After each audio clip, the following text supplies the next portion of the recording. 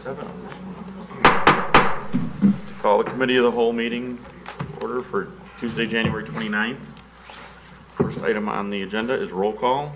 Rosado? Here. Atack? Here. Stark? Chancet? Wolf? Here. Salvati? Here. Brown? Bryan? Here. Callahan? Here. Meitzler? Here. Malay? Here. Ewer? Here. Cerrone? Here. And McFadden? Here. Hey, everybody did good tonight on number 2. Reminder to please speak into the microphone for the BATV broadcast and recording. Thank you. Up next is number 3, to approve the minutes for November 27th, December 4th, and December 11th, 2018, and for January 8th, 2019. Anybody have any corrections, adjustments, anything on any of those minutes? Somebody would like to make a motion? So moved. Second. Motion by Ewer, second by Meitzler. All those in favor? Aye. Okay, passes. Next up is items removed, added, or changed.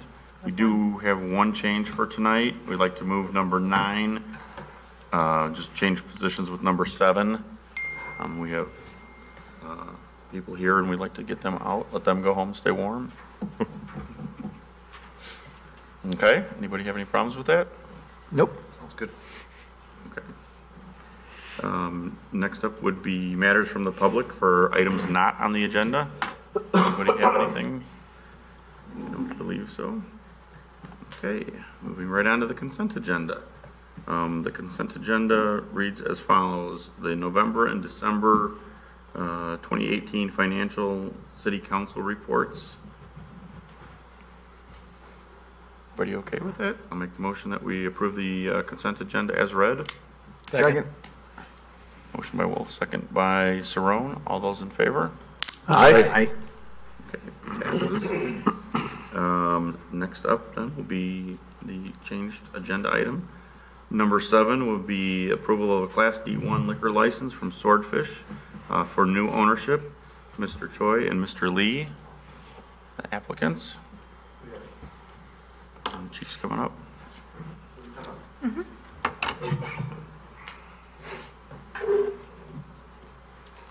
Chief, go ahead. You have any, everything passed? Yeah, everything's good on this background investigation, yes. No issues. Okay. I guess we're good there. Okay. Thank you. And then if you feel like nice job. You're on TV tonight, and we'll have you back to the city council when we approve the liquor license, and you can come in and tell us business changes, plans, anything you have. So if you'd like to say anything now. Yeah, the previous owner is retired right now, and just the ownership only change. The manager, chef, everybody's same. Just additional the 12-year experience, the skill addition, new menu and kind of. So Batavia doesn't have the ramen, Japanese ramen store, kind of I addition. Yeah, new trend I make. And ownership, simple. Yeah. Very good. All right, sounds good. Yeah. All right. So we'll. Anybody want to make a motion? I move we recommend to council approval of the Class D1 liquor license for LCB World Second. for Swordfish. Motion by Thielen Atack, second by Cerrone. All those in favor? Aye. Opposed? Okay, motion carries. Thank you. Be on the very next much. city council agenda. Thank you. Thank you. Thank you. Okay, up next then is a discussion on the project update and discussion for Phase 1 engineering for Prairie Street reconstruction, Pine Street to Wilson Street. The residents who had attended the December 5th, 18 public meeting have been invited to attend tonight to provide comments so we can discuss this. Rod, you want to start us off? Yeah, as the memo says, back in September, we brought the Phase 1 preliminary engineering in front of the committee to discuss what the project looks like. We were proposing 4 feet of bike lane on both sides of the street, so northbound and southbound, just because the Prairie Street was identified as one of the preferred bike route by the city council back in 2007. So we kind of carried that or took that bike bike path implementation plan, and we were proposing a bike path. Since then, we have met with the residents in a open public meeting setting in December. We received a lot of comments from the resident. One of the comments was this proposed bike path is going to actually eliminate, if you want to say, the parking out there. At current time, it doesn't say no parking allowed, so people do occasionally park. My guess is most of those people that park on Prairie Street, they are the guests of those residents, because most of these residents have fairly long driveway. So I'm guessing if they have 2 to 4 cars, they're able to fit them in within their driveway itself. So there were some comments, so we thought maybe we bring it back in front of the committee and invite the residents also to see whether we want to discuss that position of the council and staff proposal of bike lane on both sides of the Prairie Street. We have given some option to you, option 1, 2, 3. Option 1 is pretty much move ahead with what we have proposed. Option 2 would be pretty much build it the way it is now and do not put any bike path pavement marking. So leave it open as it operates now, so people will be able to park. You know, bikers will be able to go. It will be like a shared, but not signed or any pavement marking on the roadway itself. And option 3 is it's really a bad option, but it's an option which is, you know, the residents could give some right of way to the city so that we could accommodate both bike path and parking. But that will require us to move some of the utility poles that we have out there, which will be pretty costly too, to move the entire pole line along Prairie Street. So, but it's an option. So that's why we presented that option to you too. Okay. What's the committee's pleasure? Would you like to discuss this amongst ourselves or listen to the public first? How would you like to go about it? Public first? I'd go public. Yeah. I think it might be the bike commission might be Right. here. Also, I want to point out our consultant CMT, they have representation here, so if you have any question for them, they will be happy to answer that too. Okay. So if we could have you come up one at a time from the public, just need your name and that's it. Hi, I'm Joanne Spitz. I'm part of the Batavia Bicycle Commission. 2 others were supposed to come, but I think they have the time wrong, so here I am. And I did already send you all this email, so I'm not trying to be repetitive. But the Bike Commission feels really strongly, and as a bicyclist myself, I feel very strongly that we need to connect our bike lanes and the city so we can get from one side to the other and go through town. I have experienced, I'm a very careful biker. I follow the rules. I've been hit by a car. I've been threatened by a driver. I've seen cars go through signs. I know there's some problems on Prairie. Someone's complaining that groups of bicyclists are going through the stop signs. That's wrong. They're not even from Batavia, is what I've heard, so I don't want them to stop anything that might make our town safer. And I had a problem with the bike club going through Fermilab. They went past me very quickly without any warning, like inches from me. And I called the president of the bike club and told him, and he was very kind and said he would talk to the group and it wouldn't happen again. I'd like to think the same thing could be done if there's a problem with bike clubs going through town and not stopping at stop signs. So I hate to see an out-of-town group preventing a bike lane, and I know there's some federal funding. We lost federal funding last time for Route 31 when it was available, and now it's not. So I hope that you will continue with this project and use the federal funding that you have. Thank you. Thank you. Anybody else? Come on up.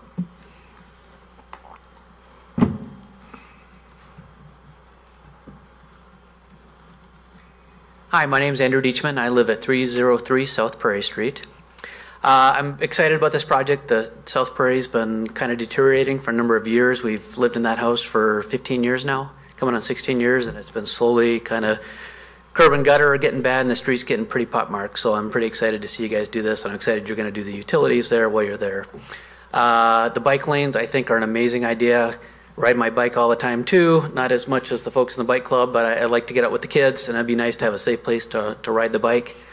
My thoughts on this would be if there are any things that the city can incorporate to kind of calm the traffic through there. I know the stop sign there in the summer with the windows open, motorcycles and cars kind of see it as a good spot to really take off as they're heading north or south, because it's just a nice straight run. So anything to kind of calm the traffic through there, whether it be additional signage, crosswalks, extra stop signs, just so the cars can kind of go slow through there. I know some of the neighbors, they park out in the street because that kind of helps slow the other cars as they're coming through. So that's kind of a way to force cars, because the road is pretty narrow there. That'll force the cars to go slower so they can get past that obstruction, and that kind of slows down traffic. So I would just ask that you consider some methods or some means to kind of calm and smooth the traffic through there. So thanks. Thank you. Anyone else? Okay, we're going to open it up to comment. Who'd like to start?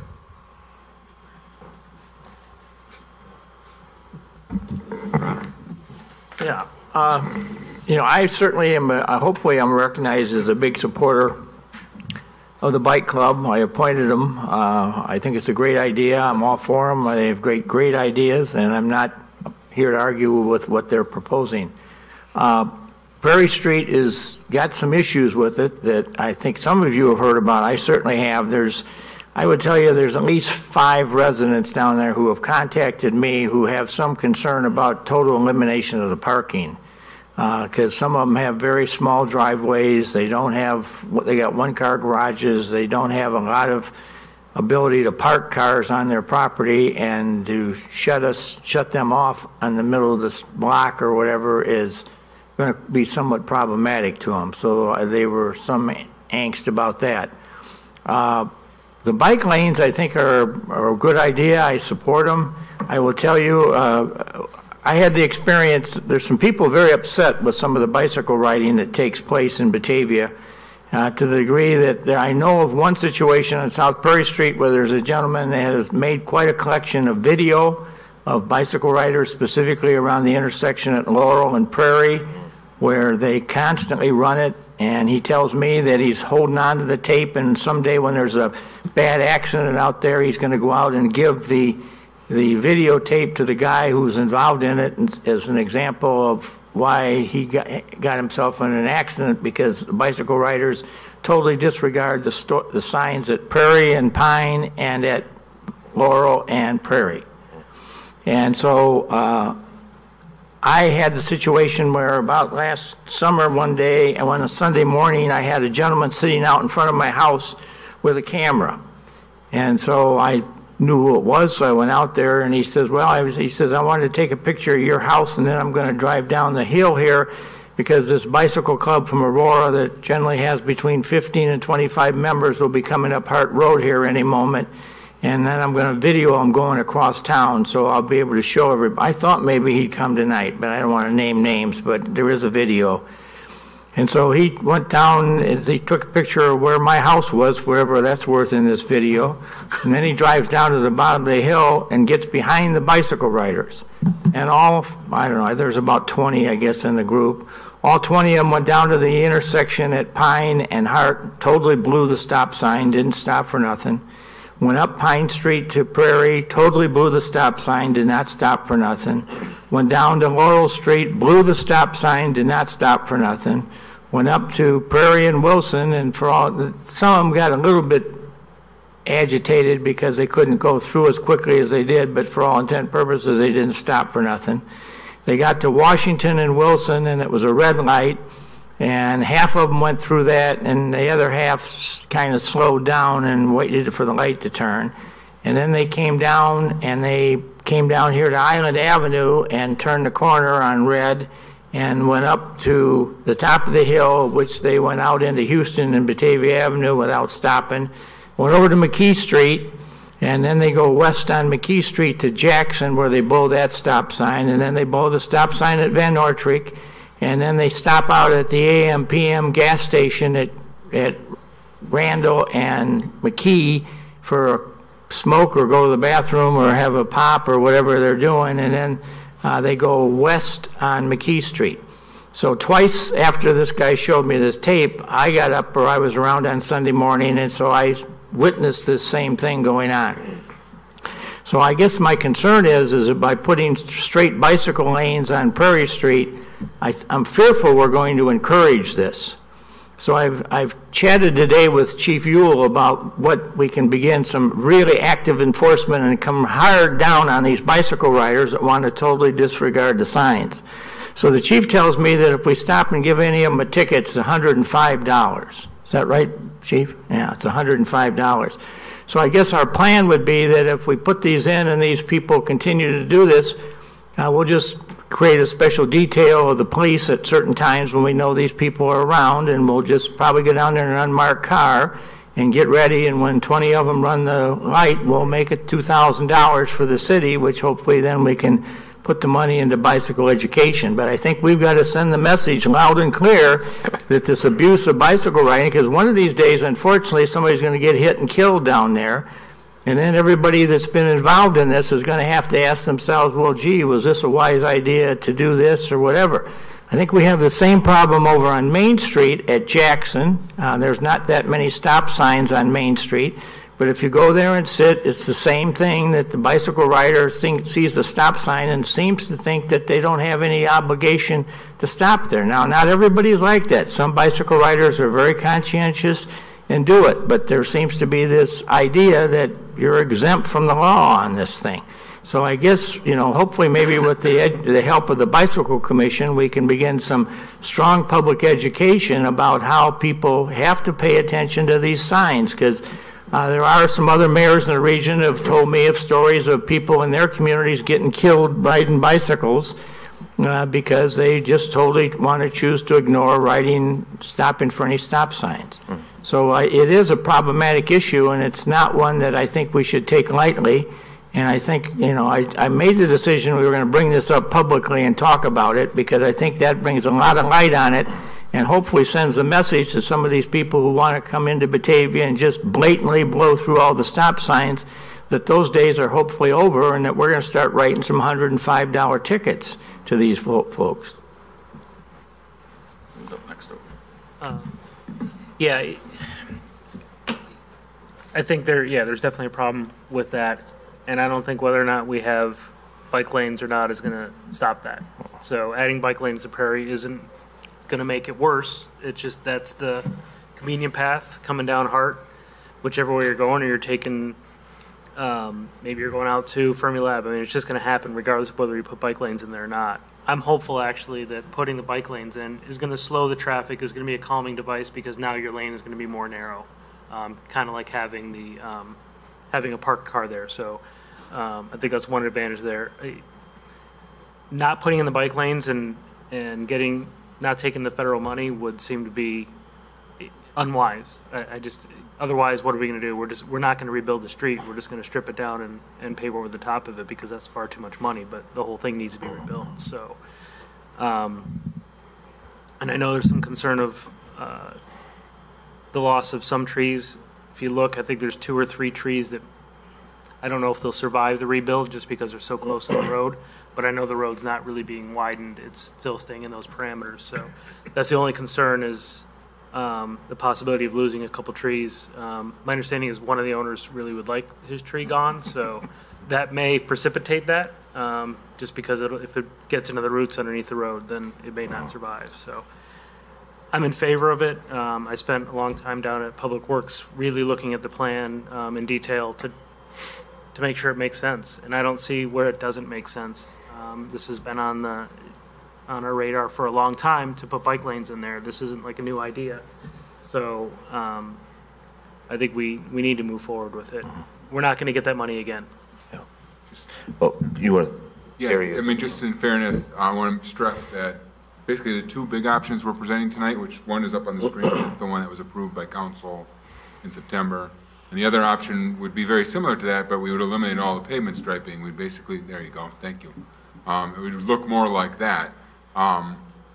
Both options we could still get the federal funding for, so that I wanted to stress. It's not a matter of federal funding, it's a matter of kind of what we as a community want. We up to this point have wanted the dedicated bike path, bike lanes. But we could, if we went without the pavement striping at all, we would just, it would be kind of open use, if you will, where we would probably limit parking to one side, but still have some parking, and then bicyclists and motorists would have to share, and there wouldn't be any defined spaces.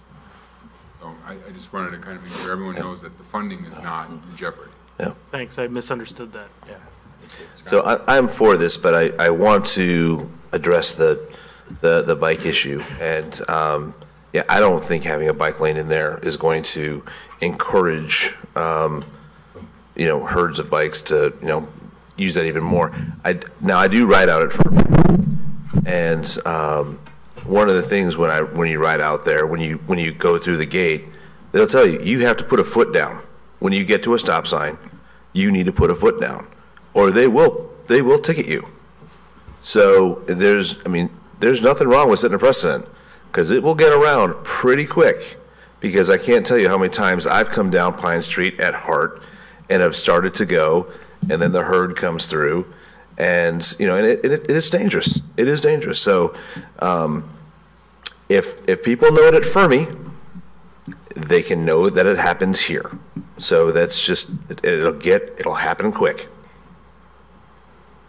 Elliot? Yeah, I can't speak for the group that's coming down Prairie Street just because I'm not over there enough, but I do see that group that apparently rides through Prairie Street and comes over to McKee, and yeah, they do blow the stop sign. So regardless of the option, I'm all for putting some enforcement on them because there's going to be a bad accident with that group at some point. To the options of Prairie Street, though, it just seems to me we've been talking up left and right the promoting of walkability, bikeability of our neighborhoods. We've been advocating for that left and right. Here we have a plan that we already approved back in September, as has been mentioned. It looks nice. It looks beautiful. It makes it very obvious that we are trying to promote the bikeability of our neighborhoods, and we have the federal funding to help with that. To me, seems like keep going, not put the brakes on. Nick? I just want clarification. This proposed plan right there means there is no parking on the street, correct? That's correct. Okay. I don't think it's fair to those residents. This looks pretty, but it doesn't show one driveway, and so it's not realistic. On Prairie, it's all driveways up and down, and not necessarily fair. I'm a big believer in bikeability, but I don't think we need to say you can bike anywhere and everyone has to give up every other amenity in the city. So the bike lanes aren't going to stop these people, so why take away a benefit of the residents that live there is my thought. So just wanted to get that out there. True. Yeah, on the bike lanes and the packs of people coming through, I think those kind of riders have shown they're gonna ride through town, bike lane or not.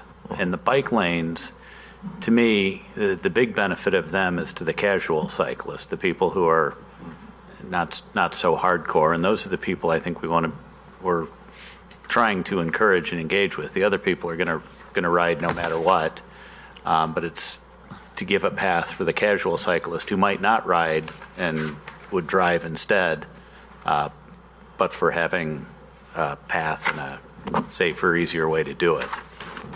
So I support the bike lanes. With all the side streets, to Rahat's statement, that a lot of the on-street parking is perhaps guests, or to the statement about it's slowing traffic down. What type of parking is perhaps available along Webster and Cleveland and all the streets going down to Pine?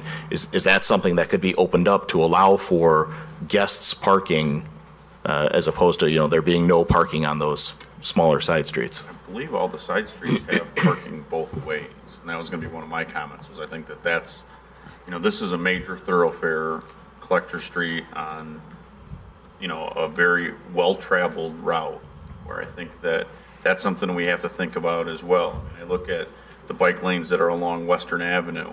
And when they went in there, a lot of people didn't like them. A lot of people didn't think they should be there, but they're used all the time. And I think they make that street a safer street. And you definitely pay more attention to bicyclists that are in those bike lanes when they're there than people just randomly coming in and out of parked cars. That's my fear, is that we don't do anything with this street, don't try to make it any better, and then you get people dodging cars and brand new road surface that people are going to enjoy driving down and taking off from the stop sign. It doesn't make it any safer. Marty? Yeah, I agree with you on that, because I feel that Prairie Street mirrors and echoes what we're doing on Main Street. Both of those, it would seem disjointed if we don't have one for one side and then not on the other. They're both major streets that people come down in their cars, as everybody living in the Southwest is going to come down Pine to get to the downtown. It would encourage the bikes to take that same path instead of a hodgepodge array of trying to figure out which way. It would corral it that way, much like what we're doing with Main Street. It's a single path way to formulate or to funnel it into the downtown. As I also look at parking on those side streets and walking it around, most of them are no more than 2 houses away.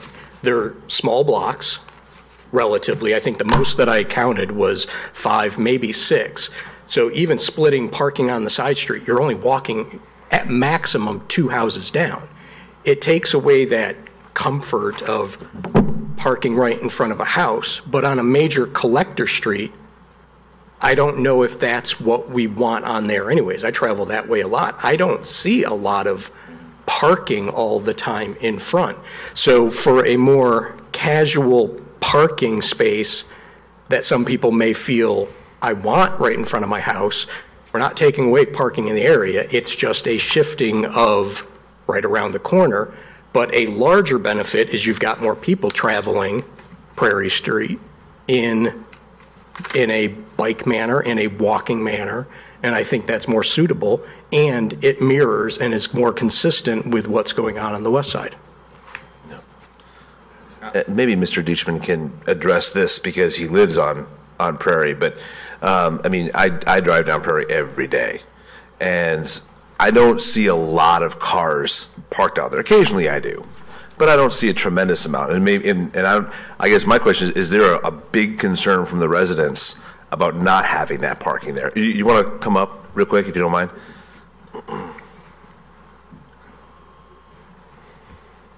Sure, Scott. Most of the cars that I see parked there in front of the people's houses are going to be on weekends, or if somebody's having a party or something, you'll see a few cars. But it's very infrequently that they're parked there overnight. Usually if it might be as a guest or something. So and I'm lucky enough, my driveway's on Laurel, so it's not a problem for me. But even if there are parties, it's not uncommon to see them parked on the side streets and just walk over. So I think in that regard, it's not. It would be a problem, I think, if there were a lot of cars out there all the time and you're taking the parking away. But I don't see it very often. That's what I'm saying. Thanks. Tony? Yeah, Rahad, I have a question for you. At the December 5th meeting, was the concern that you were hearing from residents on Prairie more about parking, or was it about this bike club that the increased bike traffic that could result? I think it's more about the bike club, people blowing through the sign and just going down that Prairie Street. People now think that they will have to negotiate with the bikes and with the cars if we define it as a bike path. But I also agree with what aldermen were saying, that whether you define it or not, those bike riders are going to go. Those we call them A riders. They are going down there, so they are negotiating right now with those people. But it's the B rider or the infrequent, like me with my kids, that I will feel much safer in a defined bike path. So now they have to probably watch out for them when they are coming out of the driveway.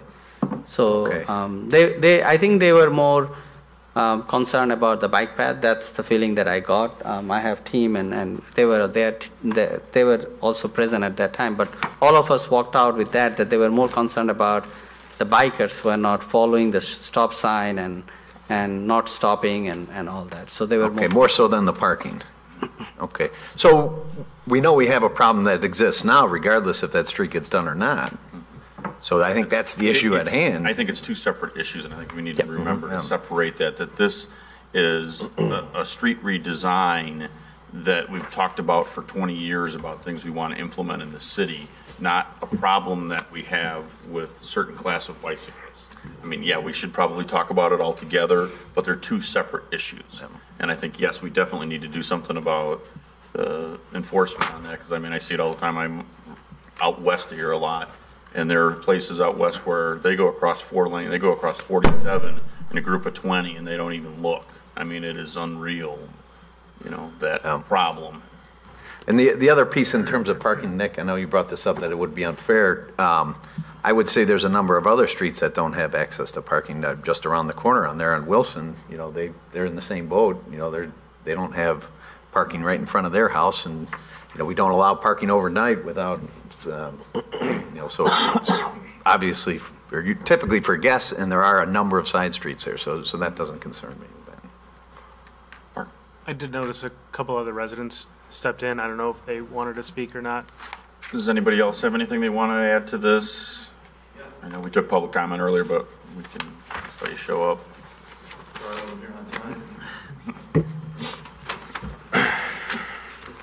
Just your name for the record.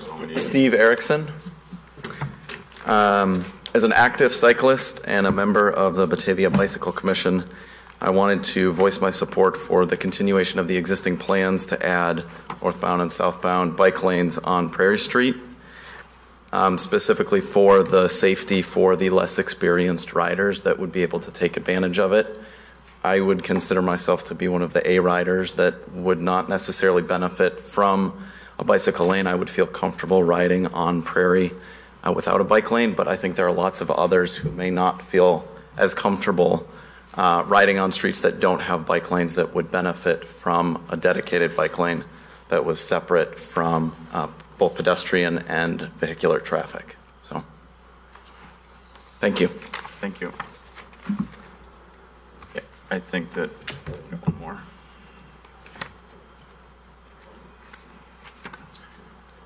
I didn't know we were pre-writing things. Wish I'd known that. My name's Scott Brazel, also a member of the Bicycle Commission. I'm also fourth generation living in Batavia, so I don't know if that carries any weight, but I'll throw it out there.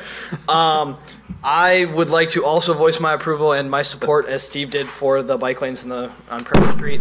I know one of the things that I got the fortunate thing of being able to do is I heard Mayor Schelke talk a couple months back about all the work that he did early to get the bike pass put in. Growing up in Batavia, that was one of the things that me and my friends did every night. We always rode our bikes. We went up and down the bike path, but we also went up and down Wilson Street, McKee, Prairie, out to Rotolo, out to the different playgrounds. Wilson Street wasn't the best idea, but you know, we were little and we didn't know. I do think that having the bike lanes and teaching kids the safe way to ride is a really good thing, and that is going to help, you know, kids when they are 12, 13, 14 know how to ride. I was very fortunate. I know most of you do know Mr. John Gamble. He was a close friend of mine's dad, and he taught all of us, you stop at the stop signs, you got to look. You know, cars aren't looking for you. You have to be the ones proactively looking. So we learned young, but not most of our friends did. So I think that by putting something in like that, you're making it so that kids, when they're not able to drive and they still are taking their bikes everywhere, because that's the cool thing to do, have a way to learn. I also think it's a great way to get people downtown. I spent a lot of time at All Spoked Up. I spent 5 years working there, and I serviced a lot of bikes that came in from the bike path, and they spent a lot of money with us.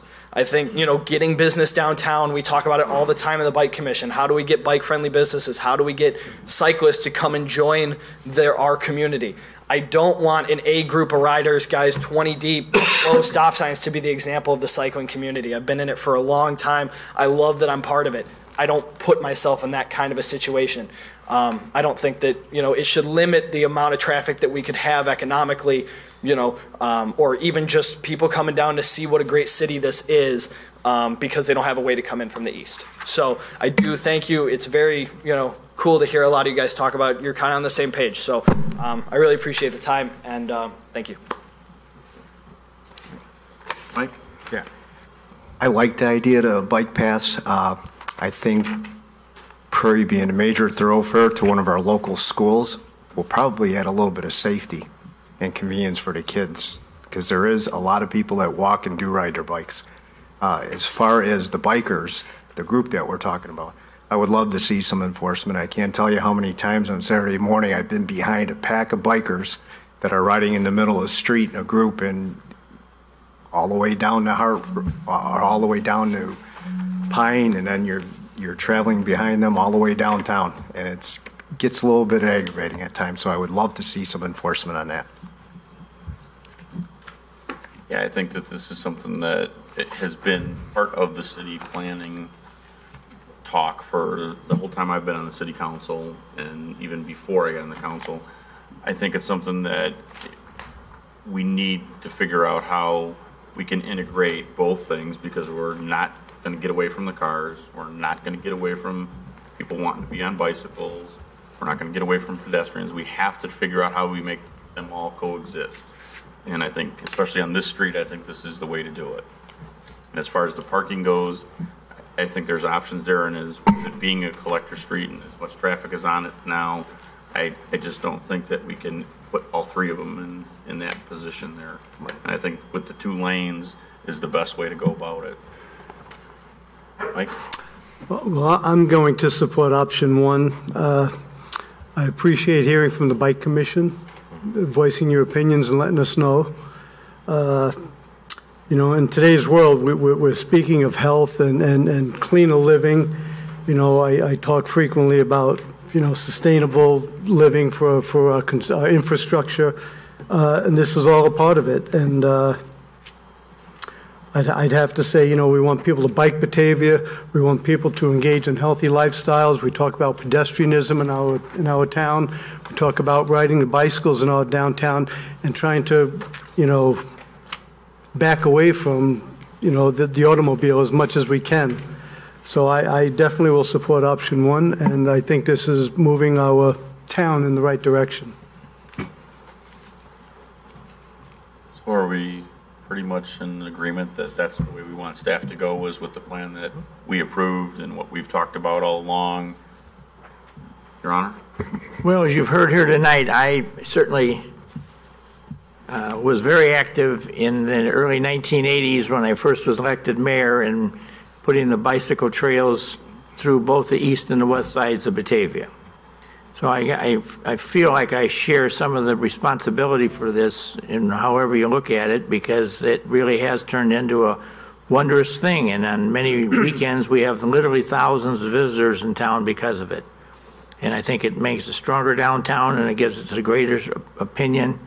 I am troubled, though, by the fact that we have this kind of this abusive attitude, not by all of them, but some of them. And so I sense that you're not opposed to the idea that we are going to start to do some selective enforcement, and we will be writing some tickets to some of these people, and they're probably not going to be real happy. But I don't know what else to do. Yeah, and I think it would be a great thing for the Bicycle Commission, our communications director and BATV to get together, put together some PSAs to go out, some simple things that need to be there, and then maybe we even think about some of the signage that, as we reconstruct Prairie, or the places that we do have these bike lanes, and to have simple signage, you know, to inform bicyclists that, you know, I've been on some paths in different cities where even if you're a pedestrian, there are signs that really direct you that you have laws to obey, whether you're on a bike or you're a pedestrian or whether you're in a vehicle. And, you know, I think it's really important that all those things get to coexist in the same city. I mean, I've been downtown Chicago, and you see the signs as you're walking out on the lakefront for the different paths, for the different modes of transportation. And you do have rules to follow on each one of them. You do have responsibilities, and that's something enforcement will help with that. But I think we need to be active in educating people that these things are here and they're to be used the way they're designed. Yeah, we had a discussion today, Laura and I and the staff, about what kind of signage we could put up. And I guess it's kind of unclear. Gary brought up some good points of some of the restrictions that he saw in the state highway codes. So I put a call into my friends down at IDOT today and asked for some further clarification. You know, if I put a sign up on Pine Street right before you come to Prairie saying that all bicycles must obey all traffic signs, I don't know what hurt that does, but I'm told maybe I can't do it, but I'm not putting it on Prairie, I'm putting it on Pine Street and greeting you before, and if I put it down north of the railroad tracks on Wilson, again, I'm not involved in this the federal money's not going north of the railroad tracks, so I can put it up there, but I think we need to have some stark reminders to some of these people, because the attitude that I've seen by specifically some of these club gangs is almost abusive. It's like, I don't care what you say, I'm just gonna, this is all my exercise and I'm gonna get through this town one way or another. And I just fear that one of these days we're gonna have a real high profile, probably fatal accident, because some of these people are gonna go flying through something and some innocent driver of a car, if that's the way you want to describe it, is gonna hit one of these people. And then there's, well, why didn't somebody say something? Why didn't we do something? That's why we need to be proactive. Hey, Marty was first. You want to go, Marty? Yeah, I understand the point about the group that we're talking about, but I think it bears mentioning that there are plenty of enforcement opportunities and education opportunities for regular drivers when it comes to stop signs too, because I think that's what we get much more complaints about in neighborhoods are cars going through. They have the greater duty of care when it comes to stopping. So I think that can't be lost in the shuffle with when we're talking about a group that can be aggravating to some, but that's a fraction of the violations that actually occur on a per capita basis. So, cars. I was going to say, and we can hopefully lean on the bicycle commission to let maybe it's the Aurora Bicycle Club or whatever the gangs are out there, to let them know that we're going to be enforcing, and that they should know that. And, like Fermi, we expect our laws to be obeyed. And if they don't, they better have a wallet in their pocket or wherever they hide it. So. Well, Mr. Mayor, I think you'll probably have full support of the council regarding your wanting to, push up the enforcement. I just wanted to make sure the council was aware of. We don't have to wait for Prairie Street for that.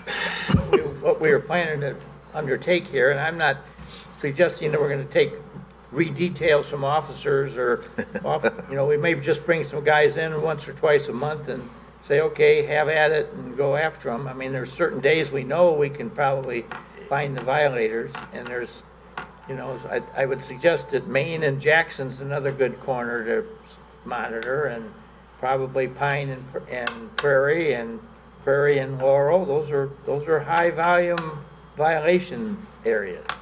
As I say, we got a guy sitting down there that's making video of it regularly. He showed it to me, so I know that there are people that do have an angst down there about this. Okay, get your feeling of where you would like to go. Yeah, what I mean, what the council would like. Yeah, thank you. I mean, this is great because this doesn't change the direction of where we were going. So we'll move forward, finalize our preliminary engineering, and submit it to IDOT for approval. So thank you so much. Nick, just to add, I mean, that's over. But is there a reason why we don't think about guiding the bikers east on Pine to the riverfront and then to go north from there as opposed to going up Prairie? I mean, Pine continues east to Van Buren. At Prairie. Van Buren? To Van Buren. Is there an entryway to the bike path? You have to go to Laurel. You'd have to go down to Laurel to get down. And then go down across the tracks and then go. I'm just thinking outside the box as far as, wayfinding, why guide them up Prairie when and they have a bike path 2 blocks I east think of this there. might all change Or west of there. the park district's work down along the river, because the probability of either a park and ride or something else down along South River Street. I mean, it makes sense. They're going to have so much room down there that I think that may be an issue where we try to decide where does that traffic that comes off the bike trails along Prairie Street, where does that get directed down towards the river bike paths? Mark brought up the word bridge, and I didn't, No. I didn't think that was appropriate. Yeah, that could fall into that other discussion too. Bike bridge. Okay. I think we have someone else who wanted to make a comment. Sure, come on up. Come on up and use the mic. We need you on mic. Plus you're on camera too. Oh, we Just forgot to add to another mention fun that. thing to it. Yeah. Sweet. To your point, because I think it is a very good point, redirecting them. With these bike clubs, with these guys that are out riding, I can tell you it's not any of the Batavia shops. I know the guys around here. They are on training rides. They are going for heart rate. They are going to try to get the maximum push out of their rides. It is a speed limit on the bike path of you can't exceed 15 miles an hour. There are people that do, absolutely. I understand that. But you do not want to send 20 road bikers on a training ride to our bike path. That's a safety issue in itself. They're going to be running 3 wide. You've got joggers, dog walkers, everything. So I would say keeping them on the road makes it so they have to go the speed limit, or at least they can do 22 miles an hour, and they're not ruining the laws of the bike path, which some of these guys are doing 23, 24, 25 miles an hour. They're elite racers in the road community. I'm guessing I know the shop. I don't know. But some of these guys are going to go really fast, and you don't want them putting into normal pedestrian traffic. And if you put them on the road, like the enforcement, you're going to catch them blowing stop signs. You're going to get them doing, you could radar the bike path, but that would be the one thing. The counter I would have is we just had a big, long discussion that these bike paths aren't for those people. This is for the families and the people to make them safe. We all admitted already that those groups aren't going to follow in those lanes anyways. Absolutely. I just wanted to make sure that it wasn't that we were directing them to the actual riverfront paths. Because on the road, the speed limit doesn't apply, but the ones that Mayor Shelkey did put in, it's 15 miles an hour, and we don't want to direct them down Laurel to that's a good or anything like that. That's not a place for training cyclists to go. So that would be the only thing. But Nick, where were you thinking they'd connect? Well, I thought Pine continued and you can get on, but I'm looking at Mark's map here. The second bridge. The second, okay, there you go. It's your map. But east of the thing. I was just brainstorming, but yeah, there it is. There's no, I thought Pine continued and you can get on there, but you can't. We could fund the second bridge with the fines. Marty? I guess I viewed this not so much as trying to drive it to the bike path, but like Main Street trying to drive it downtown. That's what I completely have always envisioned this, is to get paths to the downtown. There's a whole bunch of ways from all the neighborhoods to get to the bike paths. But when you're talking about a consistent manner in which on both sides that you're having a bike friendly funnel into the downtown where your goal is the downtown, it's Main Street and this one. That's the way it's always kind of flowed and made the most sense for me. The Fermi guys that are actually on Pine. Okay. Okay. I think we're good there. Thank you, Rob. Thank you. Thanks. Okay.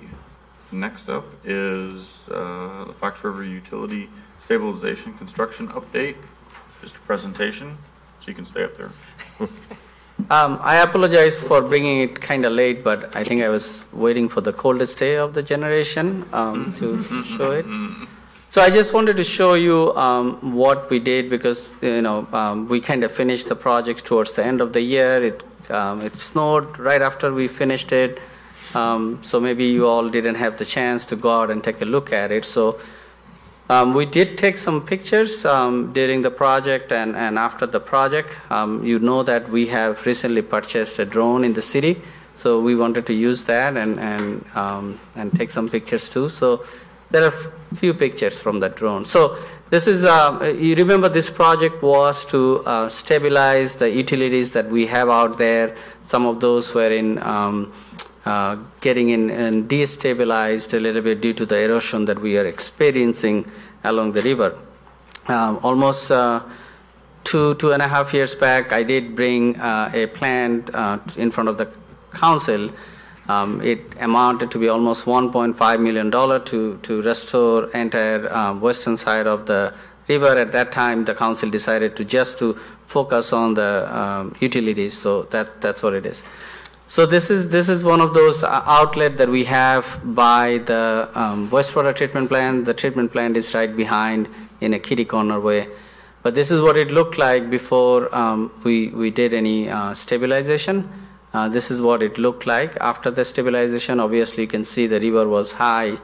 So I have another picture when it shows that when the river is low, this is what it looks like. So there is stones all around the utility or outlet, and it's in much stable condition. Then there is this timber that was there to stabilize again the shore out there. You don't see it really that great, but it was eroding away and was falling. So we did stabilize that area too. You can see the workers working and putting those terrace wall. This is what the finished product looked like after the grass was growing.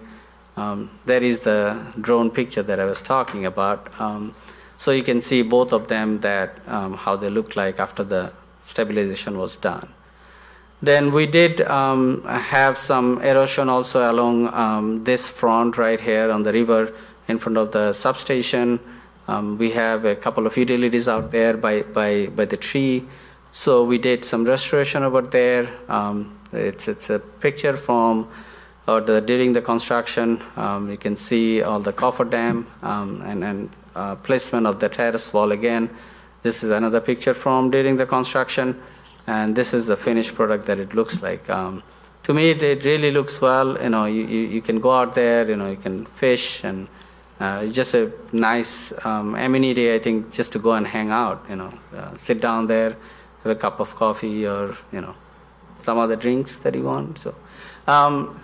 So here is another drone picture of that same terrace wall. You can see the substation in the back. We also did some, what we call it is a stream barb. So it's like a barb, but it's just made out of stone. So you'll see the finished product, but here you can see one stone right there. So they place actually stone in an angular fashion so that when the water comes through, it kind of deflects the water to go other direction. So that's what it looks like with all the stones in there. And then you can see we were actually inviting birds to come and sit there, and so this is a nice thing that we saw right after the project. So it just means that there's fish right there. Sounds like it. And this is very close to the city hall, right behind the creamery building. There is we have a storm water outlet there. You can see that it was kind of like hanging out there, was not well protected. So we stabilized and placed terrace wall there. This is a picture during the construction, and this is what it looks like. We have our sanitary enforcement going through that. So that's the sanitary manhole you see there. Again, a picture using the drone. You can see how it looks like now. So we have taken down some trees. The property owner who owns that building, he was very happy that it opens up. Actually, if you are on the west side of the river, you can actually see that side now. It's pretty opened up right now. So that's the slideshow. I just wanted to show you some photos and what the project looked like. Question. Now, where we've done these small sections like that, are they set up so that way if we decide to carry that work out further or join those together, we can do the same type of work to make those walls longer in those spots? That's my understanding, that you can join them. Okay. Because that was one thing I think is important, that if we get to that point where we want to try and finish off those areas, behind the buildings, down by the wastewater treatment plant, and be able to connect those together, those are things that we could work on in stages and complete that area. Because I think that that's really important to try to save those banks and make that as usable and as nice as we can, and also stabilize it so we don't have to have emergency repairs in the future. Can I mention? Sure. Also, as part of our strategic action plan, there is an item that we are going to bring back, that comprehensive plan that was done a couple of years ago, and try to plan for the future to do these projects little by little so that we can make sure that we continue this work, because this really is impressive. Looks really nice. Anybody else have any questions, comments? Thank you. Thanks, Rod. Next up would be the Northeast Substation construction update. You can come back up here. Okay, thank you. That's another project update. Just wanted to show you what our progress have been on that project.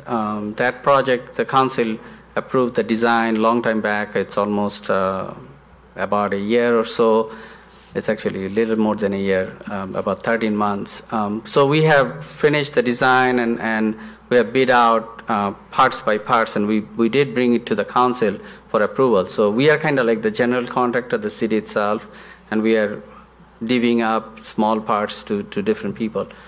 So just wanted to show what the update on that. So this is the site that we are working with. This is the Northeast substation right now. We call it the Northeast transmission substation, if you want to say. So 134 kV lines comes in and get transformed to 34 kV. So so we thought the power source is right there. So let's put the 12 kV, 34 to 12 kV right at the same place. So so this is what I don't have a picture because we didn't take the picture in between with using the drone. So I'll show you. So this is the building pad that we put in, and this is the transformer pad that we put in. You can see the construction trailer and construction trucks and all that out there. So those are the first things that they did. They put in the foundation, and another photo just using the drone, showing the overall how the site looks like. So you can see now the building is getting delivered, and using a crane they're actually putting the walls up. So you can see all the walls going up on that building. It was pretty cool. They were asking us what color we want and all that. So we were kind of choosing the color. They will make small panels, bring it to us. We'll look at it, and kind of approve all that. So it was pretty good process. They just didn't bring a building one day and just put it up. So sorry. So you can see again the building going up. There is the building. Just using cranes to lift up some of the buildings, and you can see the finished building there. They still have some portions to be left. They haven't done the roof membranes and all that, but it's pretty much done except the door and the roofs and all that. Another just picture showing from the top. There is the new building, and there is the transformer pad right there. It's a picture from today. So you can see between this picture and that picture, you can see all those like small dots, if you want to say, those 6 dots. You can see that since then, it was like 3 weeks ago. So last week they put up some of the steels up there. Another thing that I thought, yeah, I have the picture. So we have the breakers. They installed those breakers too. It's hard to see, but one of the breakers went into, if I can show it, like it's right here. So that's where the 35 kV comes out, and it will go through that breaker and come in here. So that got installed too. So what has been completed, the control building almost, I'm calling it 80% complete, but we have the door and other things to be done. The foundations are done, the breaker installation done. So we still have to finish up the building. We are getting the transformer towards the end of this month, so that needs to get installed. I'm actually have a item today which is for the control panel. So we have to order that. That's a 14 to 16 weeks lead time. So we'll probably get that in May. And then after everything goes in, we'll have to do a substation testing. So we'll have to hire a third party who will come and test the whole substation, make sure everything is working properly. And in the meantime, we'll be putting out a feeder construction contract out for bid. We'll bring it back to again council because somebody has, or we'll have to construct feeder from this new substation to the existing feeder line. So it's a new 4 lines going out of this substation and connecting to the existing feeder line. So those are the things needs to be done. Our guess is at this time, if everything goes well, by sometimes in June, we should have the substation in operation. Okay, just make add a little bit to that. You know, building on what Rahat was saying, the origin of this project was because we had an aging substation that began to have reliability issues with it. And so not only are we rebuilding it and improving it, we added this building. And you might recall that we had rather a large outage toward the end of summer this past year because a very large bird flew into one of our pieces of equipment. Adding this building will allow us to put that type of equipment indoors, which will prevent things like that from happening in the future. So we're trying to build in some strategies to increase the reliability of the system. Yeah, thank you for mentioning that. I should have said. So Rahat, do we house the transformers also? No, it will be outside. The transformer will be in that pad, but all the switch gears and all those things will be inside the building so that it's protected and the wildlife cannot get to it so easily. So this is the Paramount, what we're going to talk about next. This is the Paramount substation we'll be talking about next. Correct? This is half of Paramount. We are taking right, it out. There's the 30-year-old and the 18-year-old. Right. So we're replacing the 30-year-old one. And so, okay. Just trying to keep it straight. Any other questions? Okay, you can sit down for 1 second. And then we'll come up on number 11, which is Resolution 1911-R, approving Task 3 with Schweitzer Engineering Laboratories Incorporated in the amount of $201,633 to develop wiring diagrams and procurement of 5 fabricated control and relay panels for the Northeast Distribution Substation. Mike, it's yours. Well, I guess basically we're just purchasing 5 control and relay panels for the control box we just built. And that's all this really memo is all about and this resolution is about. So does anybody have any questions or concerns regarding this? I just have 2 questions. It appears as though they lowered the price to meet our budget. Is that what I'm seeing in there on the page 1 of their proposal or scope of services? Yes. So initially, for lack of a better term, we wanted a Tesla, but we are like, okay, it's too expensive. So how about we don't want some of those, whatever they call it, P100D, right, that accelerates in like 2 seconds to like 60 miles per hour. So we said, no, we don't want those. So give us a better price, so we lowered the price that way. So. The second question is, I see there's quote unquote penalties to us if we're delayed. I don't see anything if they're delayed. We've had a couple issues recently where things have been delivered late. And is there a? I think they put it in case they ask us question and we don't reply within certain time frame, and then we hound them saying, why is not my stuff here, by May? So I think it's kind of playing offense on their end, but we haven't had issues with them. We have used ACL in all our substation. We have a very good working relationship with them. I think last year we upgraded McKee to all this ACL equipment too. We haven't had any problem with them. They're very professional. 80-85% of the electric utilities use ACL. So I've met with them and we don't have any issue. I mean, we are kind of channeling it through the PSC who is overseeing all these contracts with us. So If there is any question, PSA is coordinating with them too. So I don't see any penalty getting imposed on our side.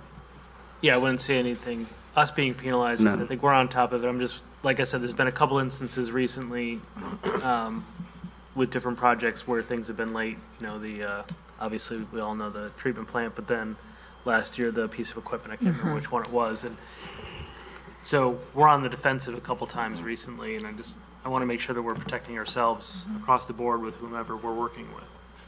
So, I mean, to Mark's point, you know, like you said, you know, we're kind of backed up on our heels with their verbiage in this. But there's also a line in here that says, you know, I think it's 14 to 16 weeks to get the control panels. But if they don't get them in that time, then they're going to talk with us to, put together a new schedule. And so obviously that's a delay. And so what happens then?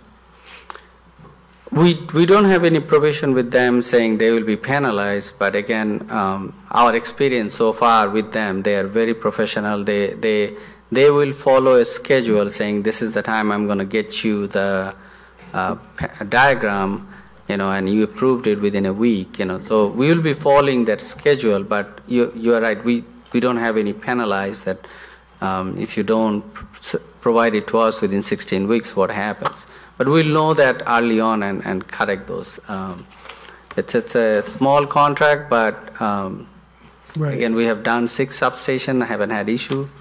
So I guess, and I'll let you go, Elliot, in a moment, but I guess my concern is that, you know, I don't want to penalize contractors, but I sure don't want them jamming the city if for any reason something beyond our means caused a delay. I don't want them jamming the city when, you know, we're trying to work peacefully with them, you know, and SEL is a good company. It's not about that, but just trying to protect the city's best interest. I think that's what we're all about. So, Elliot? Yeah, just a quick question on one of the line items in here that just seemed kind of slipped in. We will install these equipment with the Ethernet portion of our fiber network. To the tune of timing or anything else, can you expand on that? Like, are there cost savings by trying to do the two at the same time, or is one potentially schedule impacting the other? No, it's just mentioning that it will be connected to the fiber network, so the data that we are going to gather from these relays will be like instantaneous, or it will be pretty fast. It used to be like dial-up and all that, so it used to be pretty slow. But now we get the data right away, and it gets stored. Anybody else have questions? So I still have a couple for you, Rahat. There were 10 panels originally on the order. Now it got cut to 5. Is that because we're only providing 5 for the new box, or is it, and we're not providing it for the 18-year-old? No. This is for the new substation. It's for the substation completely. That will encompass both. No, it's not for the old Paramount. You know, so this is the first phase of the project where we are moving one of the transformers out of Paramount into Northeast. There will be another one that will be coming in, you know, in this year. We are going to rebuild the Paramount substation itself with the transformer that we have there already.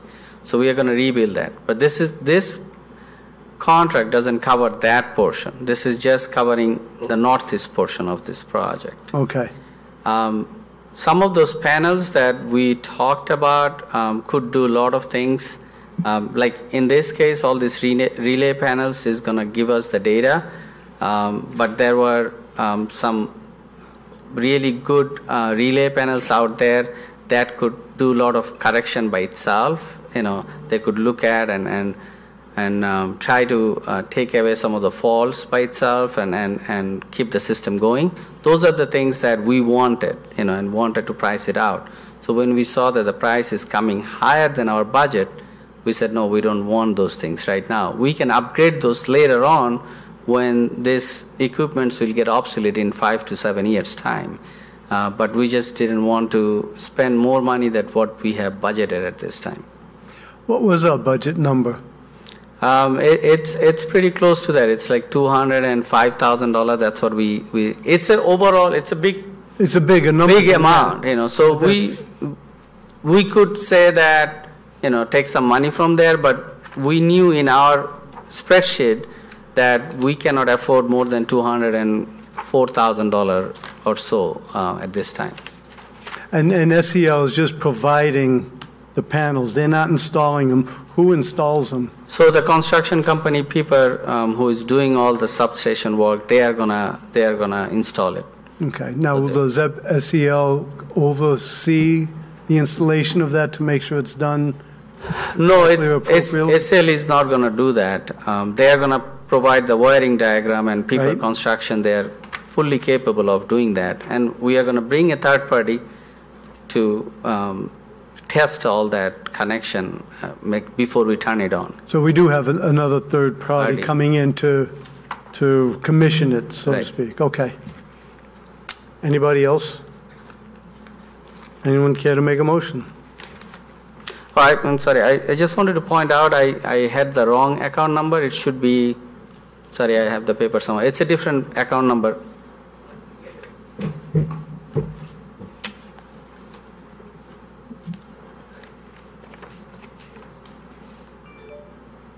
So that account number should be 6435, so I'll correct that and then post it for the city council. You know, I was looking at that. That's why I was asking you, because 6452 is $511,000. It was the budget number for that, I thought. That is for transformers. Okay. So I thought there was a little, so I was going to speak with you about I had the wrong account number. Sorry. Okay. So we'll get that changed. And anyone care to make a motion? So moved. Moved by Tony, second by Ewa. All those in favor? Aye. Opposed? Ayes have it. Consent? Consent. Okay. All right. Gets us through number Thank 11. You are relieved of duty now. Thank you, Rob. Finally sit down. All right, now we're on to project status. Yes, so we're finishing up review on the Winding Creek Landmeyer annexation agreement, and once that draft has been complete, we'll be scheduling meetings for approval with the Committee of the Whole and with City Council. Work on excavation is nearing completion on the Windmill Landing site, and we're waiting for other agencies, KDOT and IEPA, before we are able to authorize the beginning of construction on that site. We have received a revised submittal for the Avenue Chevrolet property, and so this is under staff review right now with an anticipated meeting with the Plan Commission in late February or early March. We're having continuing discussions with North Aurora about renewing our boundary agreement with them. We've had a couple of meetings, and I think we've come to agreement on it. So we'll be discussing this with the Committee of the Whole in the near future about some conceptual boundary areas to see what you think. Due to the extreme temperatures that we'll be experiencing, the city offices will be closed tomorrow for the most part. Of course, our public safety and essential public works services will still be operational. So we will be here if you need us in an emergency, but we do urge residents that if they don't have to go out on the roads, that not to do so. Also, we have been informed by Advanced Disposal that there will be no garbage collection on Wednesday or Thursday. So there will be a 2-day delay in their ordinary schedule. They're going to pick up on Friday and Saturday instead, and they will not be picking up recycling this week. So urge residents not to put out recycling this week. Just hold it and put out your recycling with the following week. Annual reports. The department heads will be bringing annual reports to the Committee of the Whole about what was accomplished in 2018 and their plans for 2019, with a special focus on some areas that might be related to our strategic action plan. And the staff will be meeting with Shodine on the One Washington Place documents, that environmental indemnification agreement, and second restatement of the redevelopment agreement on this Thursday. So the developer came back with some additional changes that they would like to those documents. So we need to get together for a discussion on those matters. But we hope to maybe bring this to the the second committee of the whole meeting in February, because the developer was not able to make the first meeting. Does anybody have any questions about the status of any projects? Thank you. We'll move right on then to other. Does anybody have any others? Marty? A neighbor of Walnut Park asked about the sidewalks being shoveled. As I think it was in Neighbors, the request is, please clear your sidewalks in front of your house. And the neighbor brought it to my attention.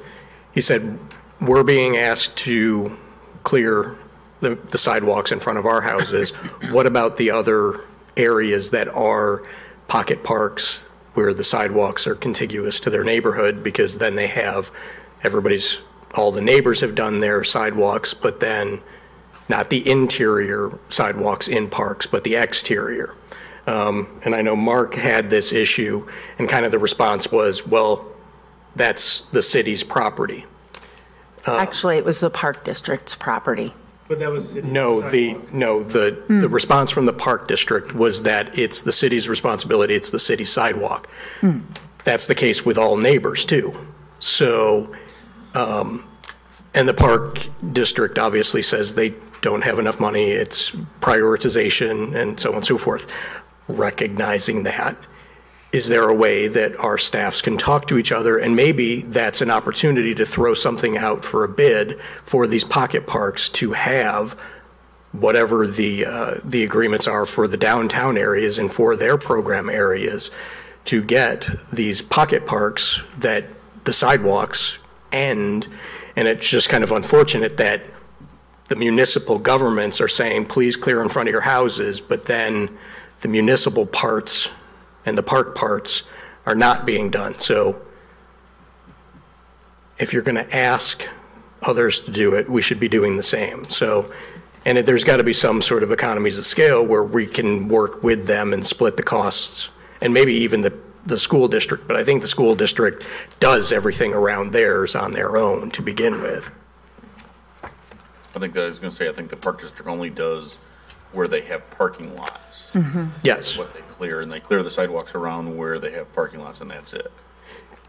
And I understand that, and that's where maybe we can figure out a resolution so that we're not having neighbors expected to kind of enter no dead zone areas. And I look at most every neighborhood I've lived in or I drive around all the time on test drives around town, and usually there's one neighbor that does the whole block before anybody else gets out there or anybody else gets home from work. Somebody does the whole block.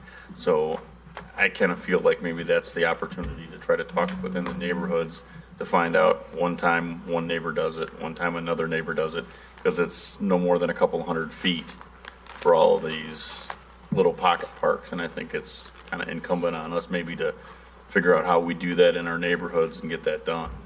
Yeah, I'd be curious, like, I know on Pine, there's that section, as you get close to Hart, that it's the backyard, so to speak, of a bunch of people that are in one of the neighborhoods. Yeah. It's like, who's responsible for that? Is that a city? I mean, whose property is that? I don't know. I think if you start driving around, we're going to find all kinds of places that it's like there are hundreds of yards, thousands of yards of sidewalk that are just kind of a no man's land, would be my guess.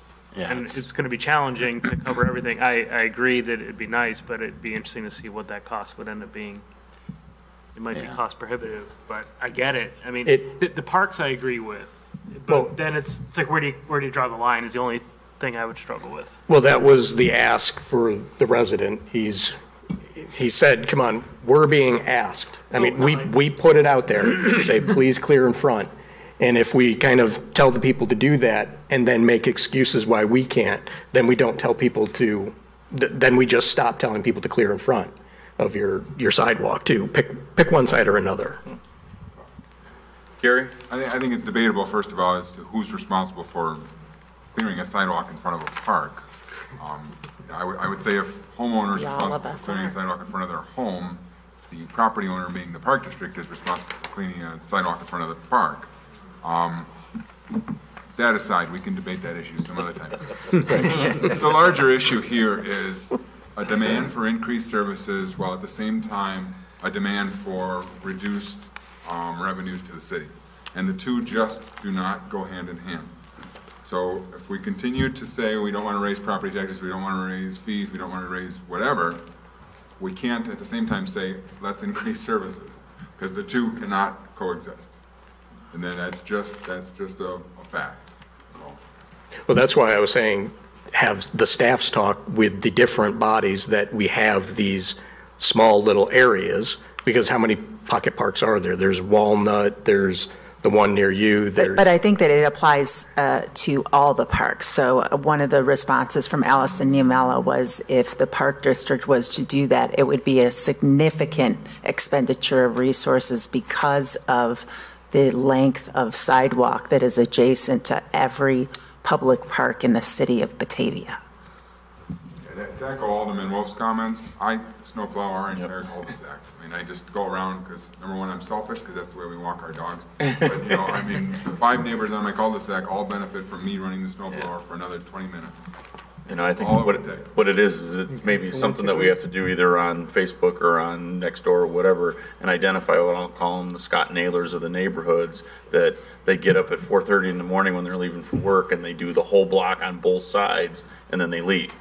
And, you know, for years, it was one time it snowed, one of the neighbors would get up early and they'd do one side of the street. Another guy would do the other side of the street. That's what I think we have to figure out how to do that. I mean, I don't think we're going to get, the response time or the service out of either the city or the park district to come up with a way to do that. It's going to have to be on the neighborhoods. It's going to have to be the neighbors taking turns doing it. That's the way I look at it. Anybody else got any comments? You know what, I do have a comment. Just to Scott Haynes and his crew, just to thank you from the residents of the First Ward, residents of Batavia. They do an excellent job cleaning the roads of snow. I mean, it's been brutally cold, and these guys are out there, and it's been unrelenting. And I've done projects up in the northern suburbs, and they do a terrible job. And our guys clean it up, and I've heard from a number of people in the First Ward just commenting what a great job Public Works have been doing. And so I just wanted to bring that. I'll bring it up again Monday night, but just wanted to say that. Thank you, Scott and his crew. Gary, you know, they take great pride in making sure our residents are safe. And that's a key thing, that our residents are safe in some very inclement weather. I just want to point out that Chris Cudworth posted a video that's pretty popular on our Facebook page. And I don't think that you would expect in many towns to see dozens of extraordinary compliments. Even to the point one gentleman told a story of the snowplow driver making sure that he picked up his plow because he could see, you know, that there was somebody toward the end of the driveway who was shoveling, and those guys are aware of those things and try to take care. And with what has happened, I saw there was somebody that got hit by a plow. Yeah. Everybody needs to make sure that they be very careful, because the guys have a lot to do when they're in that truck. They have a lot to be aware of. So if you see one coming, don't stay at the end of your driveway. Get out of the way, get back. You know, the snow that comes off those is very heavy usually. Got a lot of salt and water in it, and it's dangerous. So make sure that, you know, that's another, I keep saying we need to make more PSAs, but that is something that people have to be aware of, that is a real danger to be out anywhere near that. So if you got kids playing outside, you know the plows are coming, make sure they know to get out of the street, get out of the way. Especially now the piles of snow at the end of the driveway are getting high enough that you don't see very much of a person above them. Love it. Okay. Anybody else? Any others? Okay. Motion to go into executive session So to moved. discuss collective bargaining. Motion and a second. Brian and Solani. All those in favor? Aye. Opposed? Okay, we're going to executive session. I don't expect anything to come out of this tonight.